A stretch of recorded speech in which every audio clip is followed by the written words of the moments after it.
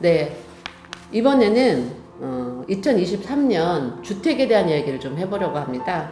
저에게 가장 중요한 집이죠. 예, 지금처럼 집값이 너무 올라갔을 때 집 월세를 어떻게 내야 될까? 라고 고민하시는 분이 제일 많을 것 같아요. 네. 내 집이 없기 때문에. 그래서 임차 가구에 대한 기준 임대료라는 게 있더라고요. 네, 국장님도 맞아요. 좀 네. 설명을 쉽게 네. 좀 해주시면 좋겠습니다. 네, 우리가 흔히 알고 있는 주거급여 알고 계시죠? 2023년도에는 아마 중위소득, 기준 중위소득의 47%를 기준으로 주거급여가 지급되는 걸로 알고 있습니다. 2023년도 그럼 금액이 얼마냐 궁금하시죠? 네. 서울, 경기, 그다음에 광역시, 그 외 지역 이렇게 나눠지는데 2인 가족의 서울 기준, 서울, 경기, 수도권의 기준은 서울 기준이에요. 서울 기준은 37만 원입니다. 주거급여 지급 금액이 37만 원. 3위는 44만 1,000원. 근데 경기도가 또 28만 5천 원. 이게 서울이랑 너무 많이 차이가 나죠. 거의 한 9만 원 정도가 차이가 나는데 네네. 요거는 조금 정부에서 경기하고 서울하고 월세 별로 차이 안 나거든요. 네, 수도권이라고 네. 보고 수도권으로 합쳐주시면 맞아요. 제일 좋을 것 같아요. 네네. 그렇습니다. 그래서 2023년 임차가구 기준 임대료 참고하시기 바랍니다. 주거급여가 되겠죠. 그 다음에 또 말씀드릴 거는 제가 작년에 저희가 유튜브 찍을 때 임대주택을 신청하는 방법이라든지 맞아요. 포괄적으로 제가 말씀드렸는데 거기에 이제 좀 궁금해하시는 분들이 많아서 도대체 비슷비슷한 이름인데 공공임대가 도대체 몇 가지냐. 그렇죠. 아파트만 제가 알기로는 그 임대 종류만 네네. 아파트 포함해서 25가지 정도인 걸로 알고 있어요. 너무 그래서 많네요. 여러분들이 복잡해 하시는 게 당연합니다. 헷갈려. 저도 헷갈리거든요. 네. 근데 저도 이제, 이렇게 그때 알려주신 앱 같은 거 보여주셨잖아요. 근데 그때 보면 신혼부부, 행복주택, 청년임대 이런 게 맞아요. 너무 많아서 청년이면 저희는 안 되지만 청년 한부모들이 있으시니까 그럼 거기는 어떻게 되는 거야? 이런 게 너무 많아서 그렇죠. 전문가이시니까 한 번 더 자세히 설명을 해주시면 좋겠습니다. 저희가 이해를 쉽게 하기 위해서 접근성이 좋다는 건 우리가 신청하기 쉬운 주택부터 설명을 해드릴 텐데 그 기존주택 전세임대라고 있어요. 이거는 공고가 날 때 신청하실 수가 있는데 1순위가 한부모가족이나 기초생활수급입니다. 그래서 그 기존주택 전세임대는 집주인이 일반인이고 우리가 이제 이 기존주택 전세임대에 신청해서 선정이 되면 요 금액 기준 내에서 이제 집을 구할 수가 있는데요. 수도권은 1억 2천만 원 한도고 그다음에 광역시 8천만 원, 그 외 지역 6천만 원입니다. 그리고 이제 많이들 헷갈리시는 게 신혼부부 전세임대인데요. 기존주택 전세임대하고 신혼부부 전세임대를 또 헷갈리세요. 그런데 기존주택 전세임대는 그냥 기존주택 전세임대고 신혼부부는 신혼부부 전세임대인데 한부모 가족이 신혼부부 전세임대를 신청할 수 있다라고 말씀을 드립니다. 근데 이름이 신혼부부이기 때문에 우리 신혼부부 아닌데? 그렇죠. 한부모 가족인데? 그렇죠. 우리 신혼부부 되나? 이게 된다고 말씀드려도 이게 의심을 하세요. 근데 신혼부부 전세임대주택도 한부모 가족이 신청할 수 있습니다.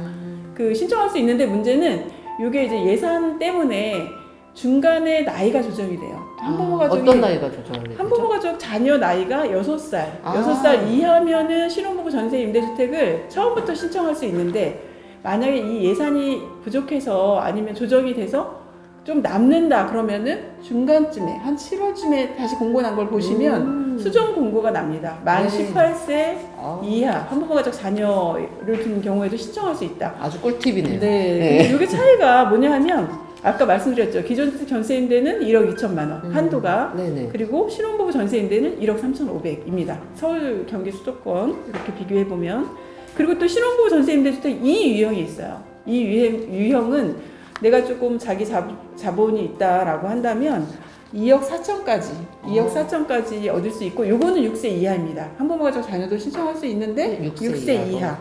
근데 여기는 내가 부담해야 될 본인 부담금이 20%예요. 그러니까 2억 4천이면 4,800이 되겠죠. 아까 그 신혼부부 1, 2라고 하는데 요거를 그 1억 3,500짜리는 5%면 675만 원. 본인 부담금이 있어야 되고 신혼부부 이 유형은 2억 4천에 4,800, 20%가 있어야 된다. 이게 그 차이예요. 그리고 또 많이 헷갈리시는 게 청년 전세임대는 애는 엄마가 신청할 수 있나? 라고 생각하시는 경우가 있는데 애 엄마의 나이가 청년이면 됩니다.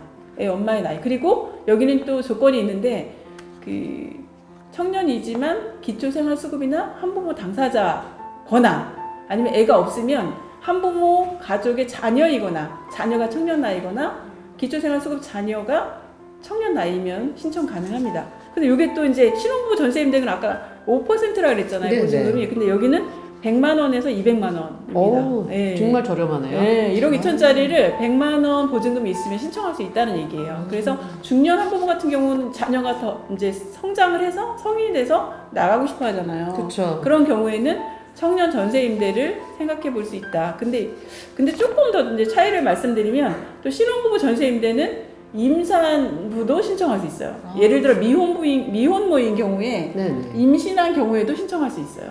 신혼부부 전세 임대는. 그런데 청년 전세 임대는 안 돼요. 네네. 네, 청년 임신했을 때는 안 되고. 네, 임신했을 때는 안 됩니다. 그렇구나. 이게 같은 청년인데 왜 임산부는 안 되고? 그러게요. 이것도 좀 뭔가 정책의 문제가 좀 맞아요. 있는 게 아닌가. 네. 그리고 또 이제 우리가 좀 더 장기 지속적으로 전세 임대 같은 경우는 2년 단위로 집주인이 물론 임대차 보호법이 바뀌긴 했지만 임대차 3법이라고 해서 최대 4년까지 내가 연체를 안 하면 임차료를 연체를 안 하면 최대 4년까지 이제 있을 수 있는데 그거는 좀 약간 불안정하다. 그래서 이제 매입임대로 많이 가기 맞아요. 원하세요. 근데 매입임대는 청년 매입임대도 있어요. 그러니까 청년 전세임대도 있고 청년 매입임대도 있고 일반 매입임대도 있습니다. 근데 그 매입임대는 좀 전세임대하고 좀 다른 점은 또 내가 살고 있는 지역에서 신청을 해야 돼요. 그래서 예를 들어서 전세임대 같은 경우는 지역을 넘나들 수 있거든요. 근데 매입임대는 넘나들 수가 없어요. 그 지역에 공고가 나와야지만 신청하실 수가 있고 1순위가 기초생활수급이랑 한부모 가족인데 거기에 동순위일 때는 배점을 또 매겨서 점수가 높은 사람 우선으로 입주 자격을 줍니다. 그래서 그럼 배점이 뭐냐? 근데 배점은 이제 그 지역에 얼마나 살았는지, 그 다음에 미성년 자녀 수가 몇 명인지, 그 다음에 청약저축 가입 수가 몇 회인지, 이걸 또 봐서 배점이 높은 사람 순위로 이제 입주를 하게 됩니다. 그리고 청년 매입임대는, 신청하는 사람이 그렇게 많지 않은가 봐요. 그러니까 우리 최근에 청년 매입임대 들어가신 미혼 엄마가 있는데 처음에 이제 들어갔는데 될지 안 될지 모르겠다. 그리고 이런 배점, 가점 뭐 이런 것도 별로 없었어요. 근데 들어갔어요. 들어갔는데 문제가 뭐냐? 다 청년들만 사니까 애기를 데리고 왔다고 신고를 당한 거예요. 시끄럽다고. 애기가 운다고. 그래서 이거는 도저히 이건 문제다. 아기를 많이 낳으라고 하면서 그쵸. 청년의 나이인데 불이익을 주는 거잖아요. 그래서 이제 공사에다가 컴플레인을 했어요. 그랬더니 바뀌었었더라고요. 그 제도가. 그러니까 1인 가구가 원칙인데 그 청년만 들어가는 게 원칙인데 자녀가 있는 경우는 들어가서 살 수 있다라는 그런 조항이 있었던 거예요. 그래서 그런 조항으로 계속 살 수 있게 된 거죠. 근데 이분이 굉장히 불안해했어요. 그 사이에 이사를 가야 되나? 이렇게 그쵸. 이사한 지 얼마 안 됐는데 또 이사를 들어오니까. 가야 되나? 네, 맞아요. 그런데 또 다른 점을 말씀드리면 청년 전세임대나 매입임대는 6년이다. 그 기간이 2년 단위로 재계약을 했을 때 6년까지고 거기서 막 결혼을 한다 그러면은 10년까지도 또 연장이 되고 신혼부부 같이 연장이 되는데 어쨌든 6년이다. 이게 이제 좀 다른 점인데 보증금이 얼마 마련돼 있지 않은 분들은 청년 전세임대나 매입임대를 염두에 두고 하시는 게 좋다. 근데 그럼 청년의 나이가 몇 살일까요? 39세? 네, 맞아요. 청년의 나이는 만 39세 이하입니다. 네, 주거에 대해서 지금 지난번 저희가 했던 거랑 그렇게 크게 바뀌진 않았지만 조금 더 디테일하게 말씀을 드렸고요. 아동이 거처에 대한 경우를 저희가 좀 말씀을 드리려고 해요. 한부모는 아동이 중요하기 때문에. 그래서 전체 아동 수의 한부모 아동들이 사는 곳이 아파트냐 아니면 연립주택이나 주택, 이런 다세대 주택이냐 이런 거에 따라 좀 달라지고 있는데 그거에 대한 퍼센테이지가 굉장히 좀 차이가 나고 있어요. 그러네요. 네. 아파트는 72.5%네요. 전체 아동 가구에서 한부모 가족 말고 일반 아동 가구 아동이 사는 곳이 아파트인 경우가 72.5%. 근데 한부모는 여기 53.1%로 좀 나오고 있거든요. 근데 물론 아파트라고 해서 저는 이게 좋은 아파트라고 생각하지는 않습니다. 왜냐면 연구임대 아파트도 아파트고 국민임대 아파트도 아파트이기 때문에 이거를 이렇게 단정해서 아파트에 많이 사니까 한번도 50%나 사네? 이렇게 얘기하실 게 아니라 몇 평에서 어떤 거주를 살고 그렇죠. 있는가라는 디테일한 조사가 좀 필요하다고 봐요. 맞아요. 근데 이렇게 그냥 뭉뚱그려서 한부모 가족이 50%를 한부모를 산다, 네. 아파트에 산다라고 얘기하시면 네. 좀 곤란할 것 같고, 이거에 대한 아동이 정말 어디서 안전하게 잘 지내고 있는가를 한 번 더 조사해 주시면 너무 좋을 것 같습니다. 뭐 저희는 늘 아동이 중심이길 원하고, 부모가 누구냐가 아닌 아동이 잘 성장하고 있는가, 같은 1세, 같은 5세 아이들이 잘 건강하게 자랄 수 있는가가 저희의 중심이고 핵심이기 때문에 꼭 더 아이들에 대한 거처를 좀 더 잘 봐주시면 좋겠고, 조금 더 안전한 곳에 머물 수 있게 해주시면 좋겠습니다. 네, 너무 짧은 시간 안에 이걸 다 말씀드리려니까 맞아요. 벅차는데요. 사실 한부모 가족 아동이 비주택에 거주하는 수도 굉장히 많을 거고, 반지하나 옥탑방에 거주하는 비율도 굉장히 높다고 알고 있습니다.